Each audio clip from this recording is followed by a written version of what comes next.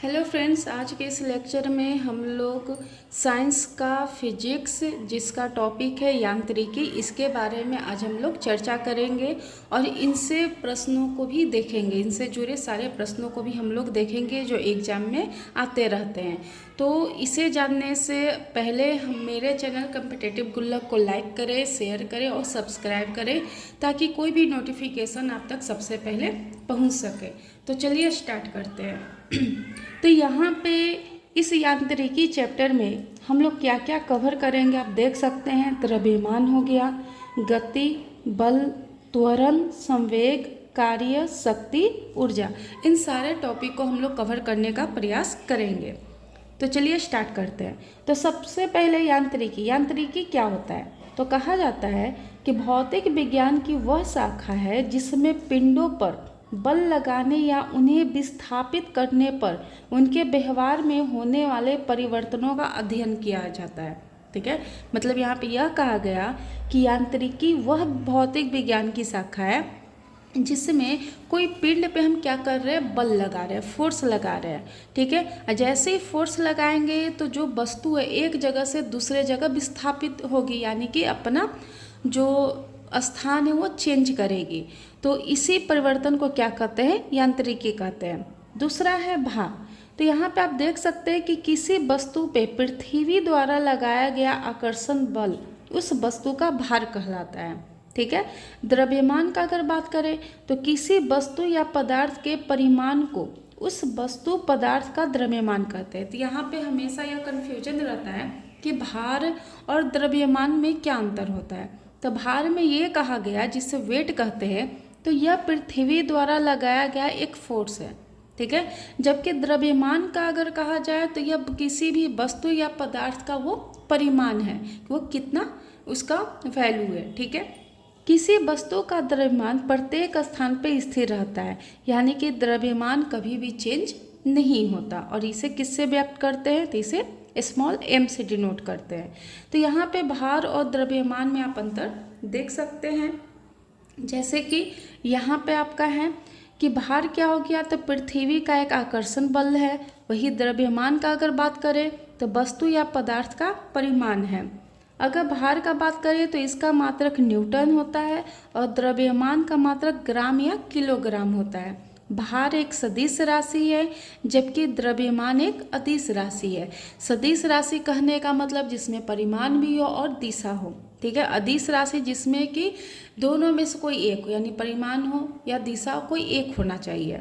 इसके बाद है कि भार में अगर देखें तो वस्तु का भार अलग अलग स्थानों पे अलग अलग हो सकता है, किंतु द्रव्यमान प्रत्येक जगह क्या रहता है, स्थिर रहता है, यानी अचर होता है, यानी कि द्रव्यमान चेंज नहीं होता।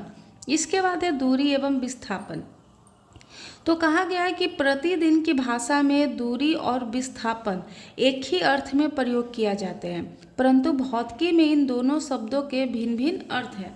ठीक है, यानी कि अगर फिजिक्स में हम लोग देखें तो दूरी और विस्थापन का एक ही अर्थ है, लेकिन इनका अलग अलग जगह पे क्या होता है, अलग अलग उपयोग होता है। जैसे जब एक वस्तु एक बिंदु से दूसरे बिंदु की ओर चलती है तो चली गई दूरी वस्तु द्वारा तय की गई अप्रत्यक्ष मार्ग की वास्तविक लंबाई होती है, जबकि विस्थापन प्रारंभिक एवं अंतिम स्थितियों के बीच सीधी रेखा मार्ग को बतलाता है।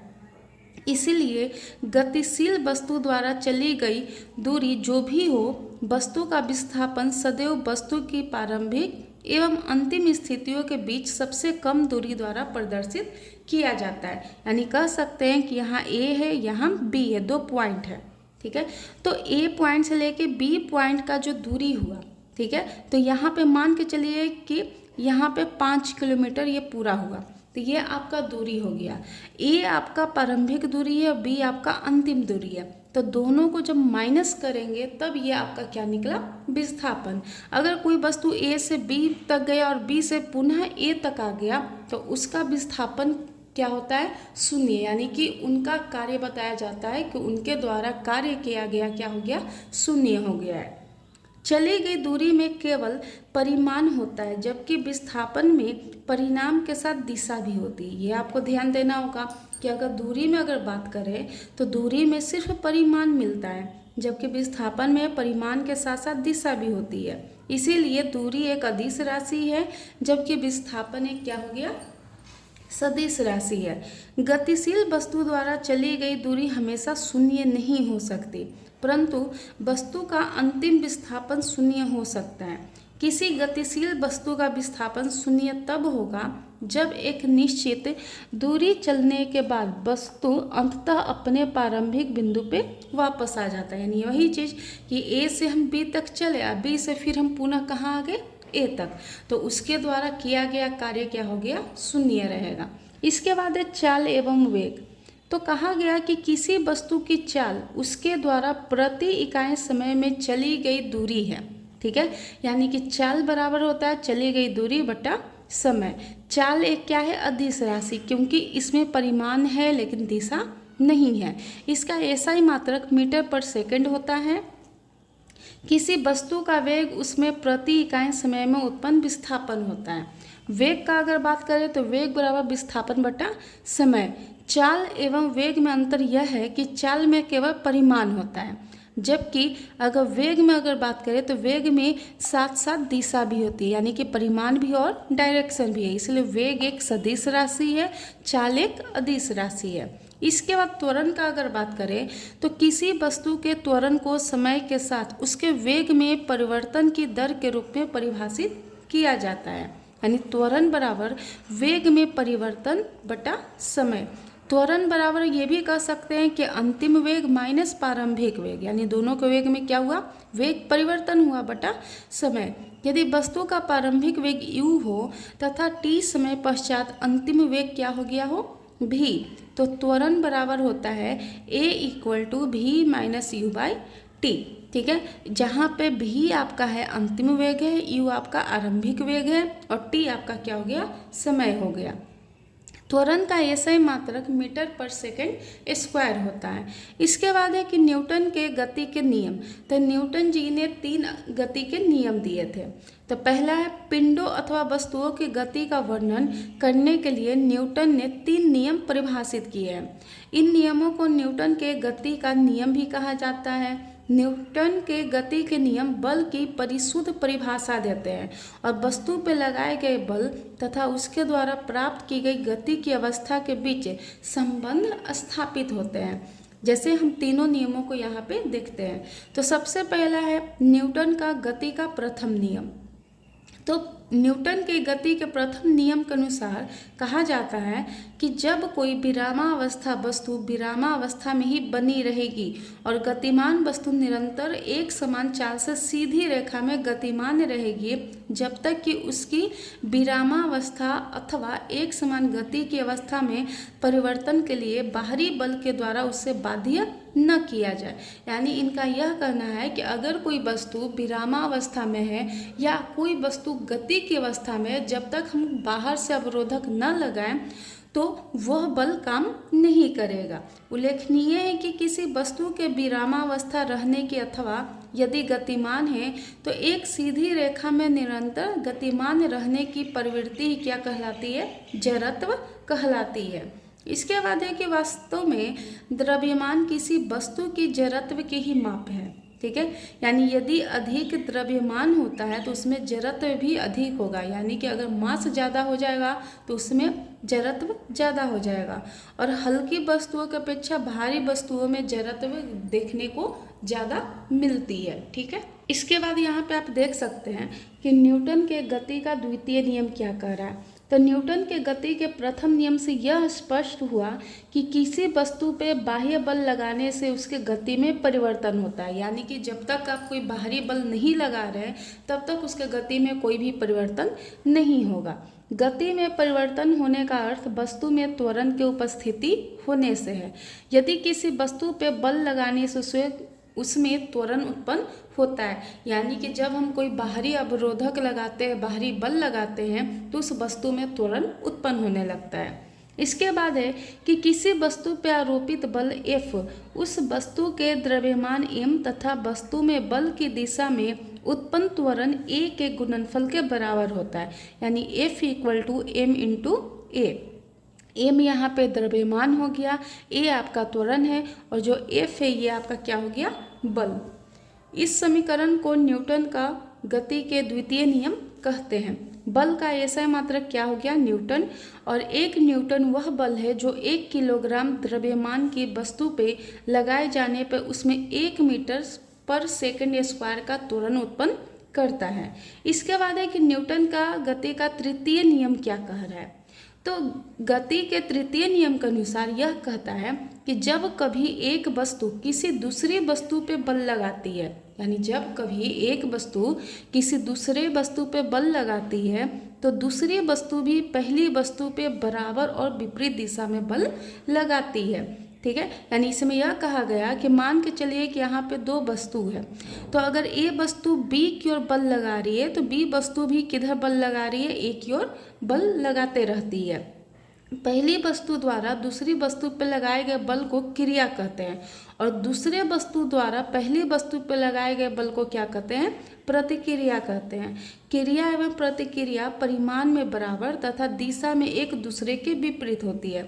इसीलिए न्यूटन के तृतीय नियम को क्रिया प्रतिक्रिया का नियम भी कहते हैं। इसके बाद है संवेग यानी मोमेंटम।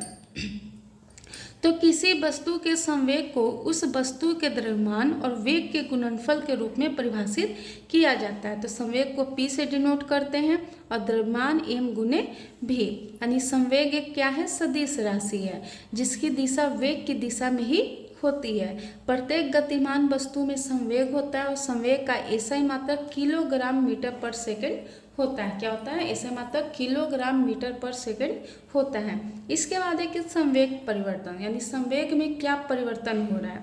तो किसी वस्तु के संवेग परिवर्तन की दर वस्तु पे लगे बाह्य बल के समानुपाती होती है।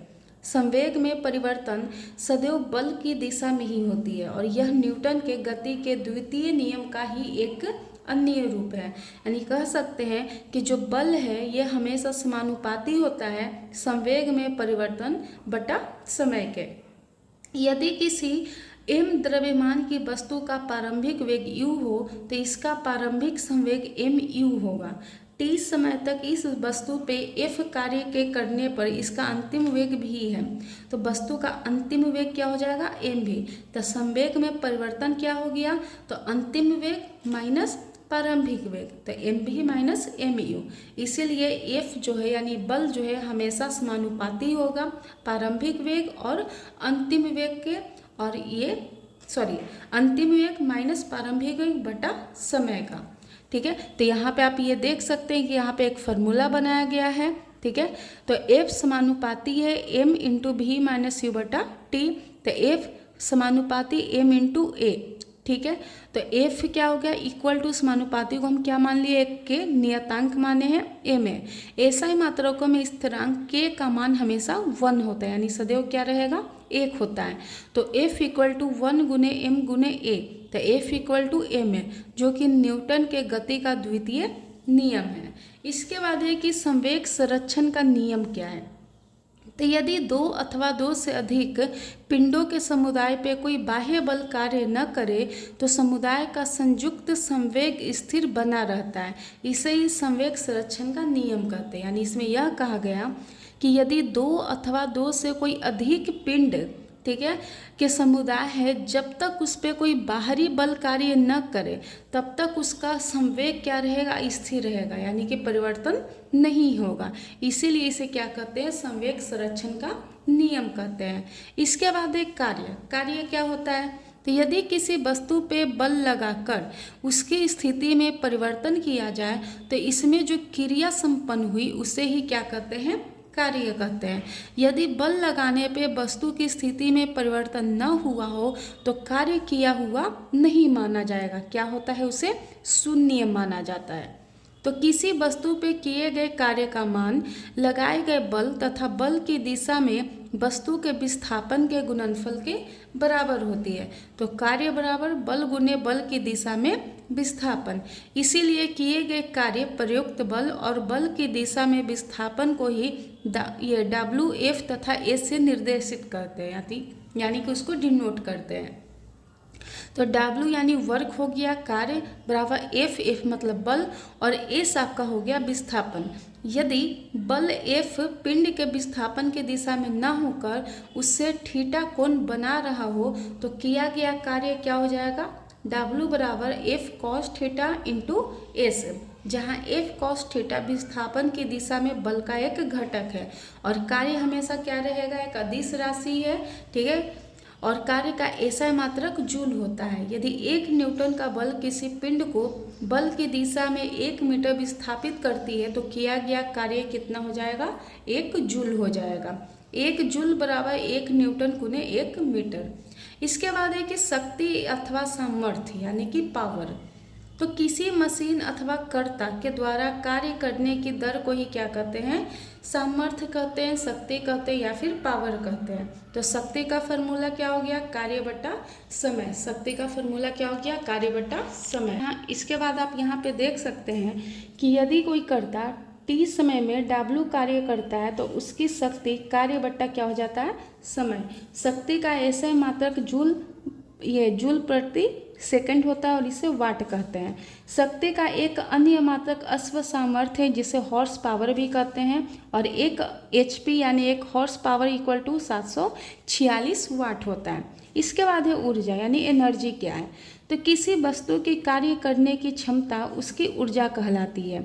ऊर्जा के अनेक रूप होते हैं जैसे कि आंतरिक ऊर्जा, ऊष्मा ऊर्जा, प्रकाश ऊर्जा, ध्वनि ऊर्जा, ठीक है। और ऊर्जा हमेशा क्या रहती है, एक अदिश राशि है और इसका ऐसा ही मात्रक क्या होता है, जूल होता है। अब ऊर्जा के कई टाइप्स होते हैं, उसे भी हम लोग देख लेते हैं। तो सबसे पहला है यांत्रिक ऊर्जा। तो यह किसी पिंड को कुछ यांत्रिक कार्य करने की क्षमता प्रदान करती है। यह 2 प्रकार की होती है, गतिज ऊर्जा और स्थितिज ऊर्जा। तो एक पिंड की स्थितिज एवं गतिज ऊर्जाओं का कुल योग इसकी यांत्रिक ऊर्जा कहलाती है, यानी यांत्रिक ऊर्जा बराबर गतिज ऊर्जा प्लस स्थितिज ऊर्जा। अब है कि गतिज ऊर्जा यानी काइनेटिक एनर्जी क्या है, तो यह वह ऊर्जा है जो किसी वस्तु में उसके गति के कारण होती है। यदि किसी वस्तु का द्रव्यमान m है और चाल v मीटर पर सेकंड हो तो उस वस्तु की गतिज ऊर्जा यानी कि kinetic energy equal to half mv square होता है, जहाँ पे m द्रव्यमान है और v वेग है। स्थितिज ऊर्जा के बारे में अगर बात करें जिसे पोटेंशियल एनर्जी कहते हैं, तो यह वह ऊर्जा है जो किसी वस्तु या निकाय की स्थिति अथवा दशा के कारण होती है। यानी कि यदि कोई वस्तु किसी बल के अंतर्गत एक स्थिति से दूसरी स्थिति में लाई जाए तो इस दौरान किया गया कार्य ही वस्तु की स्थितिज ऊर्जा के रूप में संचित होता है। स्थितिज ऊर्जा के कई रूप होते हैं जैसे प्रत्यास्थ स्थितिज ऊर्जा, गुरुत्वीय स्थितिज ऊर्जा, वैद्युत स्थितिज ऊर्जा इत्यादि। तो किसी वस्तु की स्थितिज ऊर्जा यानी potential energy equal to mgh, जहाँ m द्रव्यमान है, g आपका ये गुरुत्वीय त्वरण है और h आपका क्या हो गया, ऊंचाई हो गया, ठीक है। तो m द्रव्यमान, g आपका गुरुत्वीय त्वरण और h ऊंचाई। अब इससे जुड़े हुए कुछ प्रश्नों को हम लोग देखते हैं। तो पहला प्रश्न है कि साधारण यंत्र किस व्यक्ति की सहायता करता है, यानी साधारण यंत्र जो होता है तो वह किस व्यक्ति की सहायता करता है, तो किस में, तो कम बल का प्रयोग करके भी उतनी ही मात्रा में काम करने का, ठीक है। जो साधारण मशीन होते हैं तो व्यक्ति की कैसे सहायता करेगा, तो कम बल का प्रयोग करके भी उतनी ही मात्रा में काम करने का। इसके बाद है कि एक व्यक्ति एक संवेदनशील तराजू पे खड़ा है, यदि वह गहरी सांस अंदर लेता है तो तराजू की रीडिंग क्या होगा, यानी कि कोई व्यक्ति है जो तराजू पे खड़ा है और वो गहरी सांस ले रहा है तो तराजू की रीडिंग क्या होगा, तो वो बढ़ेगा, क्या होगा, बढ़ेगा। इसके बाद है कि निम्नलिखित में से कौन सी राशि सदिश नहीं है, तो कौन सी राशि सदिश नहीं होगा, तो सदिश के लिए उसमें परिमाण और दिशा दोनों होना चाहिए। तो वेग तो होगा, विस्थापन भी है, बल भी है, लेकिन आयतन नहीं होगा। इसके बाद है कि निम्नलिखित में से कौन सी सदिश राशि है, तो कौन सी सदिश राशि हो जाएगी, तो विस्थापन होगा, ठीक है, कौन होगा, विस्थापन। इसके बाद है कि निम्न में से कौन सदिश राशि नहीं है, कौन सा सदिश राशि नहीं है, तो गति नहीं है। इस ऑप्शन के अनुसार गति नहीं होगा क्योंकि वेग है, बल आघूर्ण जिसे टॉर्क कहते हैं, विस्थापन भी है, यानी एक से यहाँ पे अधिक आंसर सही है, यानी कि गति सदिश राशि नहीं है। इसके बाद अगला प्रश्न है कि निम्नलिखित में से कौन अदिश राशि है, तो कौन सा अदिश राशि हो जाएगा, तो दाब, ठीक है। इसके बाद है कि निम्नलिखित में से कौन एक सदिश राशि है, तो संवेग एक क्या हो जाएगा, सदिश राशि है। पदार्थ के संवेग और वेग के अनुपात में कौन सी भौतिक राशि प्राप्त की जाती है, यानी कि पदार्थ का संवेग हो गया और वेग के अनुपात में कौन सी भौतिक राशि प्राप्त की जाती है। तो यहाँ पे संवेग में कह सकते हैं कि संवेग को पी से कर रहे थे, यानी कि द्रव्यमान गुने वेग, ठीक है। तो इसीलिए कौन सी राशि हम लोग अनुपात में प्राप्त करेंगे, तो द्रव्यमान बराबर संवेग इक्वल टू वेग हो जाएगा। तो यहाँ पे कौन सा हो जाता है, द्रव्यमान। हम क्या प्राप्त कर सकते हैं, द्रव्यमान। बल गुणनफल है, यानी बल बराबर क्या फॉर्मूला होता है, ठीक है। तो m गुने a, यानी कि द्रव्यमान गुने त्वरण। इसके बाद है कि निम्नलिखित में से कौन सा एक गैर संपर्क बल है, तो गैर संपर्क बल कौन है, चुंबकीय बल। यदि किसी घन के आयतन और पृष्ठ क्षेत्रफल को निरूपित करने वाली संख्याएं समान हो तो उस घन के किनारे की लंबाई की माप किस इकाई में होगी, यानी कितने इकाई में हो जाएगी, तो 6। तो यहाँ पे आप देख सकते हैं कि घन का आयतन क्या होता है, LQ होता है, ठीक है। तो जहाँ भी LQ कहा जाए तो क्या हो जाएगा, 6 हो जाएगा, ठीक है। इसके बाद है कि ऊर्जा संरक्षण का आशय है। ऊर्जा संरक्षण क्या होता है कि ऊर्जा का न तो सृजन हो सकता है और न ही विनाश हो सकता है, ठीक है। हमारे द्वारा उपयोग किए जाने वाले ऊर्जा के अधिकांश स्रोत संग्रहित सौर ऊर्जा को प्रतिनिधित्व करते हैं। निम्नलिखित में से कौन सा अंततः सूर्य की ऊर्जा से व्युत्पन्न नहीं होता, तो कौन सा नहीं होता, तो यहाँ पे आप देख सकते हैं कि नाभिकीय ऊर्जा है जो सूर्य की ऊर्जा से व्युत्पन्न नहीं होता, साथ ही भूतापीय ऊर्जा भी यहाँ पे सही है, यानी कि ए और बी यहाँ पे दोनों सही है। इसके बाद अगला प्रश्न है कि हवाओं की ऊर्जा होती है, हवाओं की ऊर्जा कैसी होती है, केवल गतिज। वायु शक्ति यानी विंड पावर में ऊर्जा का कौन सा रूप विद्युत ऊर्जा में परिवर्तित होता है, तो गतिज ऊर्जा। निम्नलिखित में से किस ऊर्जा परिवर्तन में घर्षण बल शामिल होता है, तो किस में, तो गतिज ऊर्जा से ऊष्मा ऊर्जा में, तो वो घर्षण बल में शामिल होता है। सूची 1 को सूची 2 से मिलाना है, ठीक है। तो यहाँ पे आप देख सकते हैं कि ऊष्मा से वैद्युत क्या हो गया, सौर सेल हो गया। वैद्युत से ध्वनि लाउड स्पीकर, द्रव्यमान से ऊष्मा नाभिकीय रिएक्टर, और रासायनिक से ऊष्मा एवं प्रकाश किसमें चला गया, ईंधन दहन में। इसके बाद एक गति को सर्वप्रथम किसने परिभाषित किया था, तो गैलीलियो ने, ठीक है। न्यूटन के गति का पहला नियम जाना जाता है किस लिए, तो जड़ता के नियम के लिए, यानी जड़त्व के नियम के लिए न्यूटन के गति का प्रथम नियम है। इसके बाद है कि एक ट्रेन जैसे ही चलना आरंभ करती है उसमें बैठे हुए यात्री का सिर पीछे की ओर झुक जाता है, इसका कारण क्या है, तो स्थिरता का जड़त्व, ठीक है। एक बस सीधे रास्ते पर चल रही है और अचानक दाईं ओर एक तेज मुड़ लेती है, तो बस में बैठे यात्री किधर और झुकेंगे, तो बाईं ओर, यानी जिस ओर रहता है उसके अपोजिट ओर याद रखना है। स्थित विज्ञान निम्नलिखित में से किससे संबंधित है, तो स्थित विज्ञान निम्नलिखित में से किससे संबंधित होगा, तो विश्राम की स्थिति में, ठीक है। कथन एक पूर्णतः घर्षहीन यानी घर्षणहीन पृष्ठ पर खड़ा एक व्यक्ति सीटी बजाने से अपने को गति में ला सकता है। दूसरा ऑप्शन कह रहा है कि कारण क्या है यहाँ पे कि यदि किसी तंत्र पर कोई बाह्य बल क्रियाशील नहीं होता है इसका संवेग h परिवर्तन नहीं हो सकता, ठीक है। यहाँ पे ऑप्शन दिया हुआ, अब बताइए कि कौन सा सही होगा। तो इसका डिस्क्रिप्शन में देख लीजिए, घर्षणहीन पृष्ठ पे कोई भी व्यक्ति गति नहीं कर सकता क्योंकि किसी भी प्रकार की गति के लिए घर्षण आवश्यक है। हालांकि पूर्णतः घर्षण रहित सतह पे कोई व्यक्ति सीटी बजाकर अपने को गति में ला सकता है। सीटी बजाने के लिए व्यक्ति एक दिशा में हवा छोड़ेगा जिसके परिणाम स्वरूप विपरीत दिशा में वह गति करने लगेगा। यह न्यूटन के गति के तृतीय नियम के आधार पर समझा जा सकता है, जिसके अनुसार प्रत्येक क्रिया के लिए सदैव समान परिमाण और विपरीत दिशा में प्रतिक्रिया होती है। इसका कथन एक सत्य है। कारण इसका क्या होगा, संवेग संरक्षण के सिद्धांत का उल्लेख है जो कि पूर्णतः सत्य है।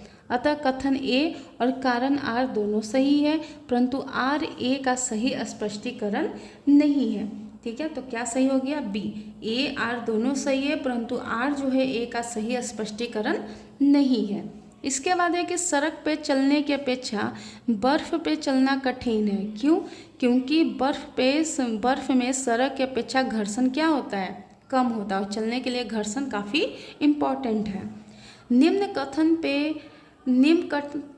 कथन पर तथा उससे निकाले गए निष्कर्ष पर विचार करना है और बताइए कि कौन सा निष्कर्ष सही है। ठीक है, तो यहाँ पे यह कथन दिया गया कि भरी हुई गाड़ी को चलाने में उसे चलायमान रखने के लिए आवश्यक ताकत से अपेक्षाकृत अधिक ताकत से धक्का देना पड़ता है। निष्कर्ष है, किसी चलायमान वस्तु का भार कम होता है, प्रारंभ में पहिए फिसलने लगते हैं, एक बार गाड़ी चल पड़ने के बाद घर्षण कम होता है, या अभ्यास से निपुणता प्राप्त होती है। तो इसका सही आंसर क्या रहेगा? सी, यानी एक बार गाड़ी चलेगा तो उसका घर्षण क्या होने लगता है? कम हो जाता है। इसके बाद अगला क्वेश्चन है कि फुटबॉल के खेल में एक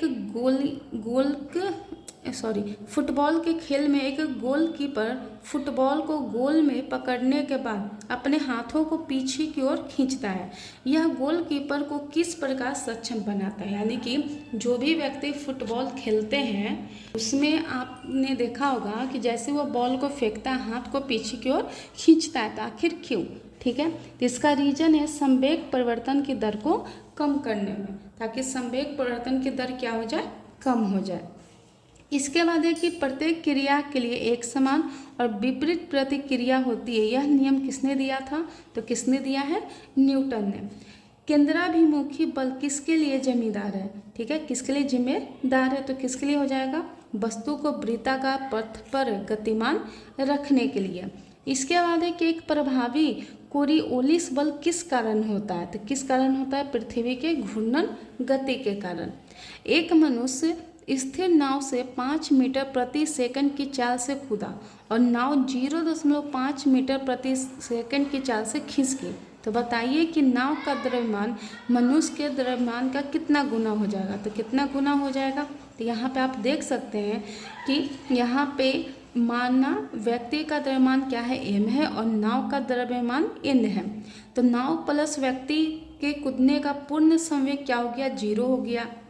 और व्यक्ति के कूदने के उपरांत दोनों के संवेग में यानी कि m गुने 5 माइनस n गुने 0.5। अब इसको सॉल्व करेंगे तो क्या आ गया? 0, यानी संवेग संरक्षण के सिद्धांत से। अब यहाँ पे आप देख सकते हैं कि n गुने 0.5 इक्वल टू m गुने 5। ठीक है, जब इसको सॉल्व करेंगे तो क्या जाता है? 10 गुना। उसके बाद है कि एक 0.12 kg द्रव्यमान की एक गेंद जो 20 मीटर पर सेकंड की चाल से चल रही है कि दे बांगली तरंग दैर्घ्य क्या होगी? ठीक है, यानी कि इसकी तरंग दैर्घ्य क्या होगी? तो कितना होगा? 2.76 गुने 10 के पावर माइनस 34 मीटर। इसका कितना हो जाएगा? 2.76 गुने 10 के पावर माइनस 34 मीटर। इसके बाद है कि एक ट्रक, एक कार और एक मोटरसाइकिल की गतिज ऊर्जा समान है। यदि समान अवरोधक बल लगाए जाए तो वे क्रमशः x, y और z दूरी पे रुकेंगे। तो इसका ऑप्शन क्या हो जाएगा? x, y और z तीनों इक्वल दूरी पे रुकेंगे। ठीक है, दो समान द्रव्यमान की वस्तुओं की गतिज ऊर्जाओं का अनुपात 4.9 है, तो उनके वेगों का अनुपात क्या हो जाएगा? तो वेगों का अनुपात अगर कहा जाए तो यहाँ पे क्या कर देना है? 4/9 का रूट कर देना है, तो कितना हो जाएगा? 2/3। तो कितना आ गया? ऑप्शन बी सही हो गया। साइकिल और कारों में बॉल बेयरिंग का प्रयोग होता है, क्यों होता है? ठीक है, तो इसमें होता है कि पहिया और धुरी के बीच संस्पर्श का प्रभावी क्षेत्र क्या हो जाए? घट जाए। इसके बाद है कि बॉल बेयरिंग का उपयोग स्थैतिक घर्षण को निम्नलिखित में से किसमें परिवर्तित करने के लिए किया जाता है? तो किसमें? रोलिंग घर्षण के लिए। ठीक है, एक व्यक्ति कार में जो विराम में बैठा है, सड़क से कार के 4 पहियों में से प्रत्येक पर प्रतिक्रिया आ रहा है। जब कार सीधी समतल सड़क पर चलेगी तो अग्र पहियों प्रत्येक पे प्रतिक्रिया में क्या परिवर्तन आएगा? तो क्या आएगा? यह आर के बराबर हो जाएगा, यानी क्या हो जाएगा? यह आर के बराबर हो जाएगा। ठीक है, इसके बाद अगला प्रश्न है कि तेल से अंशतः भरा हुआ तेल का एक टैंकर समतल सड़क पे आगे की ओर एक समान त्वरण से जा रहा है, तो तेल का मुक्त पृष्ठ क्या होगा? तो क्या होगा? तो क्षैतिज से इसका अनर्थ होगा कि पिछले सिरे से अधिक गहराई होगी। ठीक है, निम्न कथनों पे विचार करना है। ठीक है, तो निम्न कथनों पे विचार कीजिए। तो यहाँ पे कहा जा रहा है कि एक तीक्ष्ण वृत्ताकार पथ पर तीव्र गति से जाता हुआ 4 पहियों वाला एक वाहन है, तो वो वाहन क्या होगा? बाहरी पहियों पर पलटेगा यानी उलट जाएगा, अंदर के पहियों पर उल्टेगा, या बाहर की तरफ फिसलेगा या अंदर की तरफ फिसलेगा। ऑप्शन क्या सही है? 1 और 3, यानी बाहरी पहियों पे उल्टेगा और बाहर की तरफ फिसलेगा। कि यहाँ पे आप देख सकते हैं कि वृत्ताकार पथ पे चलती हुई किसी वस्तु पर अभिकेंद्रीय और अपकेंद्रीय बल दोनों ही कार्य कर रहे हैं, जो विपरीत प्रभाव से वस्तु को संतुलित रखते हैं। यदि कोई गाड़ी वृत्ताकार पथ पे वांछित चाल के सापेक्ष तेज चल रही है तो वह मोड़ पर बाहर की ओर फिसलने लगती है, परंतु तब घर्षण बल भीतर की ओर लगकर अतिरिक्त अभिकेंद्रीय बल प्रदान करता है। एक तीक्ष्ण वृत्ताकार पथ पे यदि सड़क का बाहरी हिस्सा उठा हुआ नहीं है तो तीव्र गति वाला वाहन बाहर की ओर फिसलेगा और बाहरी पहियों पे उलट जाएगा। इसके बाद है कि किसी बल्लेबाज द्वारा क्रिकेट की गेंद को मारने पर गेंद समतल जमीन पे लुढ़कती है। कुछ दूर लुढ़कने के पश्चात गेंद रुक जाती है, तो गेंद रुकने के लिए धीमी होती है। क्यों होती है? क्योंकि गेंद पे गति की दिशा के विपरीत एक बल कार्य करता है। ठीक है, इसका कौन सा बल रहता है? तो घर्षण बल रहता है। एक बस एक निश्चित दूरी की पहली आधी दूरी v1 गति से पूरा करती है तथा अन्य आधी दूरी v2 गति से पूरा करती है, तो पूरी यात्रा में बस की औसत गति क्या हो जाएगी? तो क्या हो जाएगी? 2v1 v2 by v1 plus v2। इसके बाद अगला आपका प्रश्न है यहाँ पे कि वॉशिंग मशीन का कार्य सिद्धांत है। वॉशिंग मशीन किस कार्य पे सीधा मतलब काम करता है? तो किस पे? अपकेंद्रण बल पे। ठीक है, इसके बाद यहाँ पे एक और सवाल है कि त्वरण ज्ञात करने का सही सूत्र कौन सा है? तो क्या हो गया? त्वरण इक्वल टू यानी a equal to v minus u बटा t। v अंतिम वेग है, u आपका प्रारंभिक वेग है और t आपका क्या हो गया? समय हो गया। इसके बाद है कि मथने के पश्चात क्रीम का दूध से पृथक हो जाने के कारण है। किस कारण होता है? तो अपकेंद्रीय बल के कारण होते हैं। तो अगले लेक्चर में हम लोग गुरुत्व के अधीन गति और इस टॉपिक को हम लोग कवर करने का कोशिश करेंगे।